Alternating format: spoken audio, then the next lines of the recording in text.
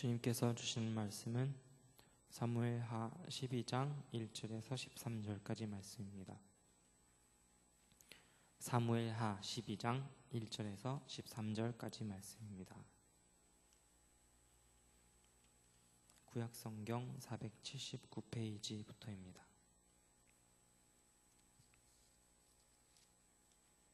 봉독하겠습니다. 여호와께서 나단을 다윗에게 보내시니 그가 다윗에게 가서 그에게 이르되 한 성읍에 두 사람이 있는데 한 사람은 부하고 한 사람은 가난하니 그 부한 사람은 양과 소가 심히 많으나 가난한 사람은 아무것도 없고 자기가 사서 기르는 작은 암양 새끼 한 마리뿐이라. 그 암양 새끼는 그와 그의 자식과 함께 자라며 그가 먹은 것을 먹으며 그의 잔으로 마시며 그의 품에 누움으로 그에게는 딸처럼 되었거늘 어떤 행인이 그 부자에게 오매 부자가 자기에게 온 행인을 위하여 자기의 양과 소를 아껴 잡지 아니하고 가난한 사람의 양 새끼를 빼앗아다가 자기에게 온 사람을 위하여 잡았나이다 하니 다윗이 그 사람으로 말미암아 노하여 나단에게 이르되 여호와의 살아계심을 두고 맹세하노니 이 일을 행한 그 사람은 마땅히 죽을 자라. 그가 불쌍히 여기지 아니하고 이런 일을 행하였으니 그 양 새끼를 내 배나 주어야 하리라 한지라. 나단이 다윗에게 이르되 당신이 그 사람이라. 이스라엘의 하나님 여호와께서 이와 같이 이르시기를 내가 너를 이스라엘 왕으로 기름 붓기 위하여 너를 사울의 손에서 구원하고 내 주의 집을 내게 주고 내 주인의 아내들을 내 품에 두고 이스라엘과 유다 족속을 내게 맡겼느니라. 만일 그것이 부족하였을 것 같으면 내가 내게 저것을 더 주었으리라. 그런데 어찌하여 내가 여호와의 말씀을 업신여기고 나 보기에 악을 행하였느냐. 내가 칼로 햇사람 우리아를 치되 암몬 자손의 칼로 죽이고 그의 아내를 빼앗아 내 아내로 삼았도다. 이제 내가 나를 업신여기고 햇사람 우리아의 아내를 빼앗아 내 아내로 삼았은즉 칼이 내 집에서 영원토록 떠나지 아니하리라 하셨고 여호와께서 또 이와 같이 이르시기를 보라 내가 너와 내 집에 재앙을 일으키고 내가 내 눈에서 내 아내를 빼앗아 내 이웃들에게 주리니 그 사람들이 내 아내들과 더불어 백주에 동침하리라. 너는 은밀히 행하였으나 나는 온 이스라엘 앞에서 백주의 이 일을 행하리라 하셨나이다 하니 다윗이 나단에게 이르되 내가 여호와께 죄를 범하였노라 하매 나단이 다윗에게 말하되 여호와께서도 당신의 죄를 사하셨나니 당신이 죽지 아니하려니와 이 일로 말미암아 여호와의 원수가 크게 비방할 거리를 얻게 하였으니 당신이 낳은 아이가 반드시 죽으리이다 하고 나단이 자기 집으로 돌아가니라. 아멘. 예, 주보에 13절까지 나와 있었는데 끝나는 것 같지 않으니까 15절까지 봉독하시는 영적인 융통성 대단합니다. 예, 사랑합니다. 지금 모니터 스피커 쪽으로만 많이 나오고 밖으로 안 나오는 것 같은데 우리 다윗이 이렇게 할 줄 몰랐어요. 그죠? 아마 다윗 자신도 모르지 않았을까 싶어요. 이런 다윗의 범죄에 대하여 사실은 다윗의 주변에 있는 사람들은 다 알아요. 근데 문제는 뭐냐면 정작 이 죄를 범한 당사자 다윗은 모른다는 거예요. 그것이 다윗에게 있어서 심각한 문제죠. 우리가 죄가 갖고 있는 어떤 특징들을 우리가 살펴볼 필요가 있는데 죄가 갖고 있는 가장 큰 특징은 무지라는 거죠. 무지는 뭐냐면 자기가 죄를 짓고 있고 자기가 지금 죄 중에 있다는 사실을 모른다는 거예요. 그것이 심각한 죄의 특성이죠. 그것을 우리 성경에서는 이제 어둠이다 이렇게 표현합니다. 어둠 안에는 뭐 여러 가지가 있겠지만 어둠을 그냥 우리가 이해하기 쉽게 한 단어로 바꾼다면 무지다 이렇게 말할 수 있어요. 그래서 우리가 영적으로 무지하면 죄를 짓고도 죄를 지은 줄 모를 수 있다는 것을 우리가 알아야 돼요. 죄라고 하는 것은 그 죄의 결과물이 심각한 결과를 초래한다라고 하는 것을 성경에서 말하고 있고 또 우리가 분명히 다른 사람들이 죄를 짓고 그 죄의 결과들을 맛보게 될 때 보게 됩니다. 죄의 결과는 이렇게 무섭구나 하는 걸 우리가 알게 돼요. 그런데 정작 우리가 죄를 짓게 되면 그 죄의 결과가 얼마나 심각하게 나에게 올까라고 하는 것을 인정하지 않아요. 왜냐하면 죄는 우리가 그런 죄의 어떤 심각한 피해, 죄가 가져오는 아주 심각한 결과에 대하여 무감각하게 만들어요. 그래서 죄는 무지 다음으로 우리에게 오는 심각한 영향이 뭐냐면 무감각해진다는 거예요. 그래서 창세기에 분명히 하나님께서 선악을 알게 하는 나무의 열매를 따먹으면 반드시 죽으리라 했는데 그 열매를 따먹고 아담과 하와가 이제 우리가 죽게 되었구나 라고 탄식하는 장면을 여러분 볼 수 있나요? 탄식하지 않아요. 왜 탄식하지 않아요? 반드시 탄식해야 돼요. 이제 우리는 죽게 되었도다. 오호라 나는 망하게 되었도다 하면서 하나님 나를 구원하소서 이렇게 해야 되잖아요. 근데 그렇게 하지 않고 괜찮아요. 괜찮고 하나님이 부르시니까 그냥 가서 숨어요. 뭔지 모르지만 부끄러워지고 하나님으로부터 도망치고 싶고 이런 마음이 들고 그 마음 속에 어떤 내가 이제 죽게 되었다라고 하는 어떤 탄식과 괴로움은 생기지 않는다는 거예요. 그래서 하나님께서 이 아담과 하와를 그 자리에서 당장 죽게 해도 되는데 하나님이 지으신 아름다운 피조물이고 또 하나님의 형상을 가진 존재라 그들에게 죽음이라고 하는 결과물을 맛보게는 하지만 그러나 죽기 전에 기회를 주시는 것이죠. 그래서 그 하나님이 주신 은혜와 사랑 그것이 하나의 우리가 회복될 기회라고 하는 이런 은혜로 우리에게까지 내려온 것이죠. 그리고 그 은혜의 통로로 예수 그리스도의 십자가를 주셔서 이제 우리는 예수 그리스도의 십자가를 붙들기만 하면 그것을 믿기만 하면 우리는 하나님 앞에서 의로워지는 은총을 받게 됩니다. 그래서 우리는 반드시 알아야 될 것이 죄가 가진 특성, 무지와 무감각이라고 하는 두 가지 특성을 알아야 돼요. 그래서 죄가 많을수록 죄를 직면하면요. 내 죄가 이렇게 큰지 몰랐습니다. 이렇게 회개하는 사람이 잘 없어요.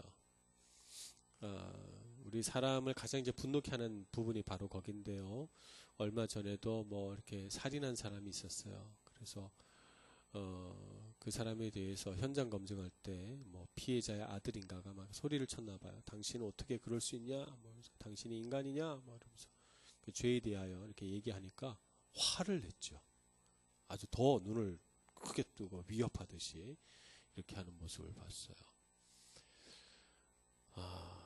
죄가 갖고 있는 그런 면면들을 다 보게 됩니다. 죄를 직면하면 사람에게 뭐가 일어나는가 하면 분노가 일어나요. 그래서 그 직면하는 사람에 대하여 화를 내고 그 죄를 직면하는 그 순간 자체에 굉장히 격렬한 분노가 일어나서 자기 자신을 계속 방어해서 나는 그렇게 심각한 죄를 짓지 않았다라고 자기를 변호하게끔 돼 있어요. 이것이 죄가 갖고 있는 정말 우리를 사악하게 지배하게 될 때 죄가 사람에게 나타나는 일반적인 현상이죠. 그래서 죄를 범하게 되면 사람들에게 어떤 현상이 벌어지냐면 제일 처음으로는 변명이 있습니다. 변명은 어쩔 수 없었어요. 차가 많이 막혀서요. 이렇게 말하죠. 어쩔 수 없었어요. 제가 요즘 너무 바빴거든요. 제가 단기 기억 상실증이 있어요. 그래서 어쩔 수 없었어요. 이런 거죠. 이런 변명들을 하거나 혹은 할 수만 있다면 책임을 전가합니다. 다른 사람에게. 제가 나보고 이렇게 하자고 그랬어요. 제 때문에 제가 이렇게 걸려들어요. 꼭 하면 친구 때문에, 엄마 때문에, 아빠 때문에 이렇게 하죠. 제 딸도 죄인이라 맨날 잘못되면 아빠 때문이에요. 그래서 눈이 오는 것도 아빠 때문이고 비가 오는 것도 아빠 때문이고 자기가 신발이 젖은 것도 아빠 때문이고 그래서 제가 어느 날 너무 웃겨가지고 너에게 일어나는 모든 불행한 일은 다 나 때문이니 그랬더니 응 그러더라고요. 하나의 우리 마음속에 있는 그 제 딸 안에만 있겠어요. 제 안에도 있죠. 그리고 죄송하지만 여러분 안에도 분명히 있으리라고 제가 추측을 합니다. 책임 전가하고 싶어요. 누구에겐가 내가 잘못한 것에 대한 책임 전가하고 싶죠. 합리화. 어쨌든 내가 잘못했지만 잘 됐잖아. 내가 뭔가를 잘못했지만 결국에는 아무 일 없었잖아. 이렇게 말하는 것이죠. 내가 그렇게 잘못했지만 그렇다고 해서 무슨 문제가 일어났어. 결국에는 뭐 다 잘 됐으니까 그냥 잊어버려. 이렇게 말하는 거죠. 이게 합리화예요. 뭐 이렇게 되면 이제 죄를 직면하는 사람은 이제 화가 나죠. 아, 자기 잘못을 조금도 모르는구나 이렇게 생각이 드는 거예요. 우리 사람에게 일반적으로 일어나는 이 죄를 직면하게 될 때 나타나는 현상, 이 세 가지 현상이 있습니다. 그래서 가장 위대한 행동이 뭐냐면 자기 죄에 대하여 네, 그렇습니다. 제 잘못입니다. 라고 말하는 이 태도, 이 태도가 가장 아름답고 숭고한 태도예요. 여러분 살면서 여러분들이 이렇게 미안하다, 잘못했다 말하는 일이 없기를 바라지만 그러나 사람은 죄인이라 실수든 자의든 타의든 꼭 실수할 일이 생겨요. 그럼 여러분 어떻게 하면 가장 아름다울 것 같아요? 맞습니다. 제 잘못입니다. 대단히 죄송하게 됐습니다. 라고 말하는 거예요. 이것이 가장 아름다워요. 근데 자기 잘못 아닌데 이렇게 덮어쓸 필요는 없어요. 예, 가끔씩 너무 착한 척 하려고 자기 잘못 아닌데 자기 잘못이라고 막 그래서 오해받는 경우가 있어요. 이 서양에서는 정말 자기 잘못일 때 자기 잘못이라고 하는 거예요. 미국에서 이런 일이 있었어요. 어느 날 집에 불이 나서 아들이 죽었거든요. 근데 엄마가 막 와서 가슴을 치며 말했어요. 내가 죽였어요. 내 잘못이에요. 막 이렇게 말했어요. 그래서 경찰들이 이 사람이 불을 질렀구나 이렇게 생각하고 엄마를 잡아가서 실제로 무기징역인가를 받았어요. 왜냐하면 자기가 고백했잖아요. 내 잘못이고 내가 그랬다고. 그래서 그런 억울한 옥살이를 하는 경우도 있습니다. 그러니까 우리 이 한국 사람들이 갖고 있는 그런 어떤 죄책감, 죄의식 이런 걸 가지고 내 잘못입니다. 이렇게 말하면 안 돼요. 명백하게 내가 잘못한 것일 때 내 잘못입니다. 이렇게 말하는 거죠. 그렇게 하는 태도가 필요하다는 것이죠. 여러분 삶 가운데 그런 죄 앞에서의 어떤 솔직함, 어떤 죄 앞에서 자기 자신을 솔직하게 드러낼 직면할 수 있는 그런 용기, 그런 진실함이 있기를 축복합니다. 다윗에게는 이런 것이 아직 부족했어요. 왜냐하면 다윗은 이런 죄를 짓고도 사실을 자기가 죄를 지은 줄 몰랐고 무지 속에 있었고 그런 죄를 짓고 나서 자기 마음에 아무런 통증, 괴롭다거나 고통스럽다거나 죄의식을 느낀다거나 그런 것이 없었어요. 다윗은 자기가 계획한 대로 다 됐고 자기의 모든 잘못이 은폐됐기 때문에 룰루랄라 야 모든 것이 다 잘 됐잖아. 야 나는 머리가 너무 좋은 것 같아. 라고 하는 이런 무감각 속에 있었죠. 그래서 이런 무지와 무감각, 죄의 심각한 증세 가운데 있는 이 다윗에게 나단 선지자가 가서 이야기하게 됩니다. 이야기할 수밖에 없었던 상황은 이 다윗의 범죄 이야기가 비방거리가 됐다는 거예요. 많은 사람들이 성중에서 쑥덕쑥덕 다윗 임금이 그랬대잖아, 세상에. 그래서 우리아의 밧세바가 여기 왔잖아. 임신했거든. 이제 곧 아들을 낳을걸? 우리아야 아니야, 아들이 아니야. 이렇게 말하는 거죠. 그래서 많은 사람들이 그걸로 비방거리를 삼고 왕을 공격하고 그 위대하고 믿음 좋고 이스라엘 모든 임금들 중에 참으로 존경할 만한 임금이라고 생각했던 이 다윗의 이름이 그 추락하고 더러워지는 이 순간에 하나님이 내 사랑하는 다윗이 이렇게 모욕당할 수는 없지. 그에게 죄를 직면하도록 가르쳐야 되겠다. 그래서 하나님께서 나단 선지자를 보내신 거예요. 나단 선지자가 다윗에게 있었다는 사실은 큰 은혜입니다. 우리에게도 나단 선지자 같은 사람이 있어야 돼요. 여러분 삶 가운데 이런 영적인 멘토가 꼭 한 사람씩 있기를 축복합니다. 때로는 내가 무지와 무감각 속에 있을 때 나에게 와서 나의 잘못과 나의 연약함을 부드럽게 지적해 줄 수 있는 인격적인 멘토가 여러분의 삶 가운데 있어야 여러분들의 삶이 이런 죄의 어떤 무지와 무감각 속에서 잘못된 방향으로 가지 않게 된단 말이에요. 그러니까 여러분 꼭 여러분의 삶 가운데 멘토를 찾으시기를 바랍니다. 이 나단 선지자가 와서 비유 하나를 얘기를 해줘요.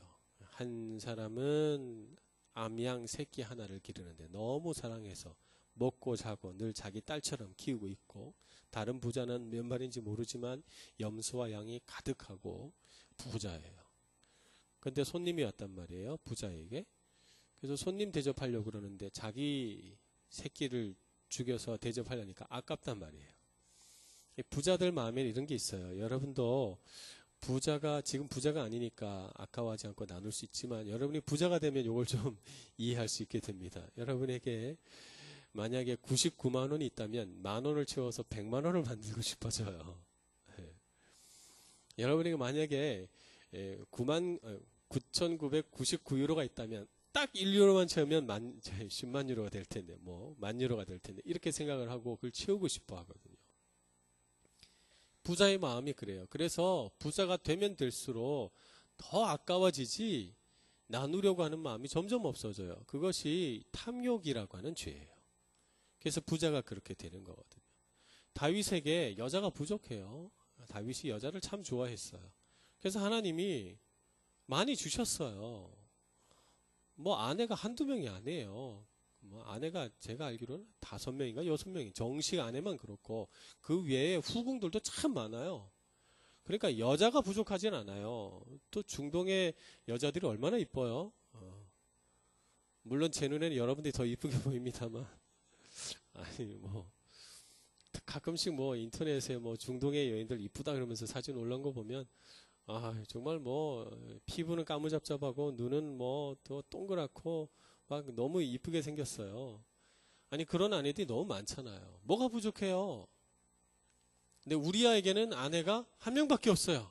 사랑하는 아내 밧세바 하나밖에 없어요. 또 우리아가 비리를 저지르고 막 나쁜 사람이고 교활하고 이런 사람이면 우리가 좀 아이고 나쁜 짓 하더니 벌 받았다 이렇게 할 수도 있는데, 참으로 충성스럽고 정직한 다윗의 신하였거든요. 이런 착하고 충성스러운 신하의 아내를 빼앗아서 자기의 즐거움을 채우려고 하는 이 다윗의 모습은 하나님 보시기에 매우 악하고 죽어마땅한 죄예요. 그래서 하나님이 회개하지 않으면 아마 다윗을 죽이시려고 했던 것 같아요. 왜냐하면 나단이 다윗이 회개하자 하나님께서 당신을 죽이지 않기로 했습니다, 이렇게 말하는 걸로 봐서 회개하지 않으면 죽여야 되겠다, 이렇게 하나님께서 생각하신 거예요. 그래서 이 비유의 말씀을 듣고 다윗이 크게 깨닫습니다.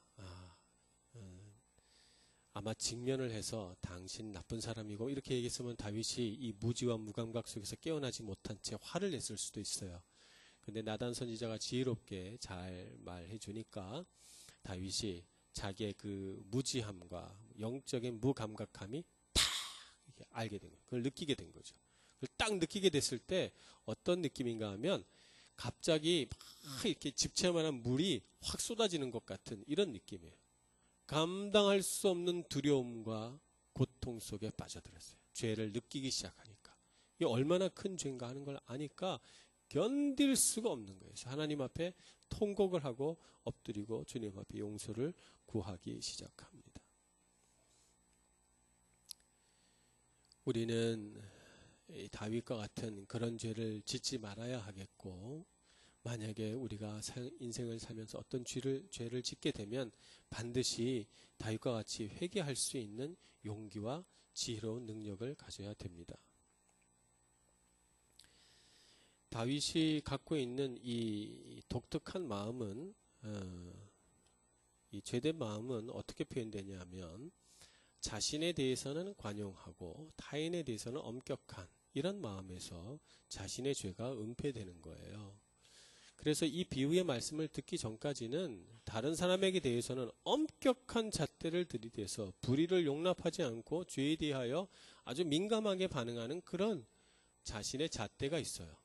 타인에 대해서는 말이죠. 근데 그 잣대를 자기 자신에게는 들이대지 않아요. 그 기준을. 자기 자신은 왕이니까, 나는 그렇게 해도 되니까, 이렇게 생각하는 거예요. 우리가 좀 종류만 다르다 뿐이지 사실은 우리 안에도 다 이중적인 잣대가 다 있어요.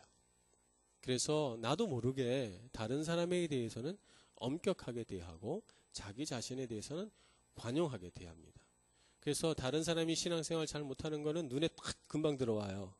그래서 이제 저렇게 신앙생활 해도 되겠어? 이렇게 말하지만 실제로 자기가 신앙생활에 어려움을 겪고 있는 상태가 딱 되면 나는 여러 가지 생각이 들어. 나는 그럴 수밖에 없는 여러 가지 변명거리, 또 나를 그런 생활로 빠뜨리는 뭐 여러 가지 책임 전가, 또 그럴 수밖에 없었던 뭐 그래도 괜찮다거나 합리화 이런 것들을 이제 생각하고 내고 그걸 개발해내죠. 그래서 그래도 괜찮아 이렇게 말해줍니다. 우리에게. 얼마나 다른 사람 눈에 그것이 우스꽝스러운 일인지 우리는 느끼질 못해요. 다윗이 그랬던 거예요. 그것을 딱 뒤집어서 볼 수 있는 눈, 이것이 영적인 분별력이에요. 아직 다윗에게 소망이 있었던 이유는 그에게 이 영적인 분별력이 그래도 살아있었기 때문이죠. 그건 참 감사한 일이에요. 그래서 자기의 죄가 홍수처럼 쏟아질 때 그는 비로소야 자기의 죄를 깨닫게 되고 회개하게 됩니다. 우리가 이 지점에서 꼭 알아야 할 것은 하나님께서 아무리 죽을 죄를 졌어도 회개하는 사람은 용서하신다는 사실이에요. 이것을 우리가 꼭 알아야 합니다.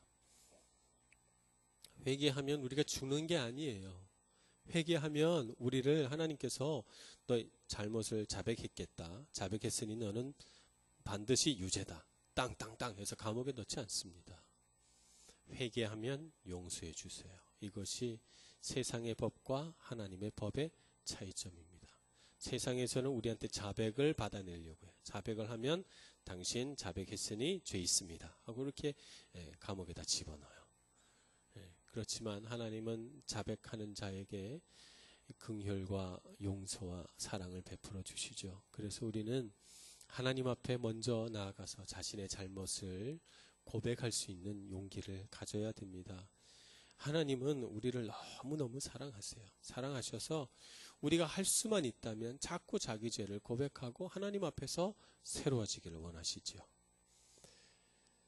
자, 이렇게 하나님 앞에 새로워지기를 원해도 우리에게 변치 않는 하나의 사실이 있는데 죄는 반드시 그 대가를 지불한다는 것이에요. 그래서 하나님이 다윗이 죄를 자백하고 용서를 구했기 때문에 용서하셨지만 그러나 그 죄의 결과물은 너가 맛봐야 된다. 그래서 밧세바에게 태어나는 그 첫 번째 아들은 태어나자마자 목숨을 잃게 돼요. 그것을 죄의 결과물로 다윗에게 주시죠. 용서해 주신다더니 하나님의 용서는 뭔가 속는 기분인데 이렇게 생각하시면 안 돼요. 죄라고 하는 것은 하나님께서 하나님 나라의 원리를 만들 때 죄는 반드시 그 결과물을 갖도록 해놨어요. 그것이 뭐냐면 하나님의 공의예요. 하나님의 의. 의롭다는 건 뭐예요? 영어로는 justice인데 justice가 뭐예요? 판결을 내려서 죄는 죄값을 받게 하고 선은 선한 상을 받게 하는 것이 이게 하나님의 공의잖아요. 그래서 하나님은 사랑의 하나님이시기도 하지만 공의의 하나님이시기도 해요. 근데 오늘날 우리 개신교회에서 자꾸 하나님의 사랑만 얘기한단 말이죠. 그러니까 우리가 하나님의 사랑에 도취해가지고 하나님의 사랑이라고 하는 주사를 너무 많이 맞아가지고 하나님의 공의에 대해서 잊어버려요. 그래서 하나님이 용서하시면 뭐 죄의 결과물도 다 지워버리시고 깨끗하게 그냥 우리를 아무렇게나 해도 다 용서해 주신다 이렇게 생각하시면 곤란합니다. 그렇지 않아요. 그렇게 생각을 하는 분들이 있죠. 그런 분들을 이제 구원파 이단이다 이렇게 부릅니다. 이런 분들은 하나님은 심판하거나 정죄하거나 그러지 않아요. 용서하시면 다 용서해 주세요. 이렇게 되는 거예요. 교리적인 심각한 문제가 있는 것이죠. 그러나 여러분, 하나님은 공의의 하나님이신 동시에 사랑의 하나님이세요. 그래서 우리 인간의 죄를 용서하실 때 어떻게 하셨어요? 인간의 죄값에 대하여 반드시 결과를 치러야 돼요. 그게 하나님의 공의예요. 그래서 어떻게 하셨어요? 그 죄값을 치를 사람이 인간 중에 아무도 없어요. 죄가 죄인 줄도 모르니까. 그래서 어떻게 하셨습니까? 자기 아들을 내려보내셔서 이 아들로 하여금 인간의 모든 죄를 짊어지고 가게 하셨어요. 그리고 그 아들의 생명을 죄의 결과물로 받으셨죠. 그래서 십자가에 그 사랑하는 아들을 못 박아서 이 세상 모든 사람들 앞에 너희 죄가 이와 같이 비참한 죽음으로 결과된다라고 하는 것을 십자가의 죽음으로 보여주신 거예요. 그와 동시에 이 죽음을 자기 죽음으로 받아들이고 이 십자가의 은혜를 나의 은혜로 받아들이는 자에게는 십자가에서 예수 그리스도의 그 십자가 형틀에서 다 죄가 사해졌으니 너에게는 아무 형벌이 없으리라 라고 말씀하시는 거예요. 그래서 하나님의 공의와 하나님의 사랑이 가장 정확하게 나타난 곳이 십자가입니다. 여러분이 십자가를 붙드시고 살아야만 하는 이유가 여기에 있는 것이에요. 아직 다윗의 시대에는 십자가가 없었기 때문에 다윗은 어떻게 되는 거예요? 죄의 결과물은 맛보고 그러나 용서하심은 받고 이렇게 되는 겁니다. 그래서 다윗이 하나님 앞에 회개해서 다시 영성을 회복하고 죄의 무지와 무감각함으로부터 나오긴 했지만 그러나 아들의 죽음이라고 하는 그 괴로운 고통을 맛봐야 했습니다. 여러분, 주님의 십자가를 꼭 붙드시기를 바랍니다. 주님의 십자가가 곧 나의 죄 때문이고 내가 주님의 십자가를 놓으면 나는 그 순간 죄의 그 타락한 결과물을 내 스스로 맛볼 수밖에 없다는 것을 깨닫고 날마다 십자가의 은혜를 묵상하시고 주님의 그 사랑에 의지해서 살아가시는 여러분 모두가 되시기를 간절히 축원합니다. 기도하겠습니다. 하나님의 사랑과 은혜를 간절히 구합니다. 참으로 연약한 저희들을 주님의 사랑의 손으로 붙드시고 주님의 자녀 삼아주시고 십자가의 큰 은혜로 덮어주시니 감사합니다. 날마다 주님의 그 크신 은혜를 알고 그 은혜 아래 거하며 그 은혜와 같이 평생을 동행하며 하나님 기쁘시게 하는 저희들 다 되게 하여 주시옵소서. 예수님의 이름으로 기도드립니다. 아멘.